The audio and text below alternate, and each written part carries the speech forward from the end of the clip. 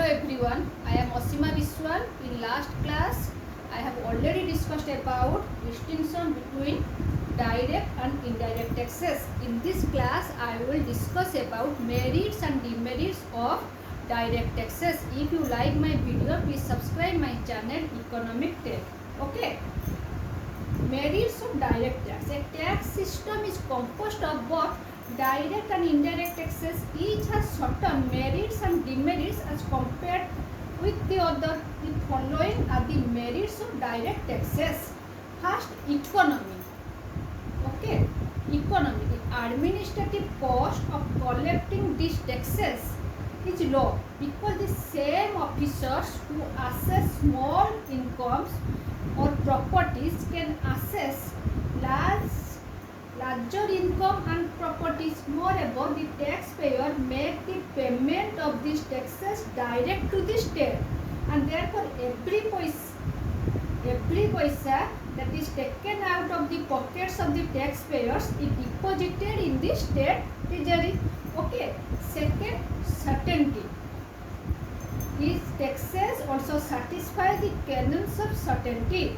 The taxpayer is certain as to how much he is expected to pay, and similarly the state is certain as to how much it has to receive income from direct taxes. Third, equity. Direct taxes are considered to be just and equitable because they are generally based on the principles of progression. Therefore, they fall more heavily on the rich than on the poor. And fourth, reduce inequalities. The direct taxes are progressive in nature, and therefore rich people are subject to higher rates of taxation while the poor people are exempted from direct tax obligation. And these taxes help to reduce inequalities in income. Okay. Fifth, elasticity. These taxes also satisfy the canons of elasticity, as the government's revenue may be increased simply by raising the rates of taxation. Moreover, the income from direct taxes will also increase with the increase in income of the people. Civic consciousness. It is said that direct taxes create civic consciousness among the taxpayers, as the taxpayer may take intelligent and keen interest in the method of public expenditure, whether the revenue raised is properly utilized or not. In democratic country, the civic consciousness checks the wastage in the public expenditure. Then I will discuss about demerits of direct taxes. What are the demerits? First, unpopular. Direct taxes are not generally accepted, and therefore they are painful to the taxpayer. Okay, and so taxes are unpopular in nature and are generally opposed by the taxpayers. Second, inconvenience.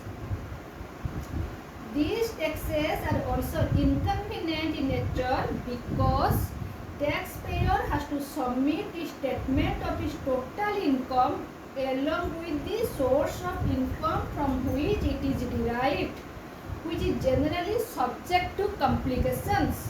Moreover, the payment of these taxes in lump sum is not as convenient to the taxpayer as the frequent payment of small amount of indirect taxes, and the taxes are paid to be inconvenient to the taxpayer. Okay.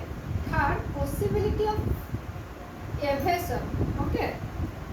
A direct tax is said to be a tax on honesty. It is not evaded only when the taxpayer is honest. Otherwise, it can be evaded through fraudulent practices. Hence, it is found that it can wholly or partly be evaded if the taxpayer decide to become dishonest. Okay.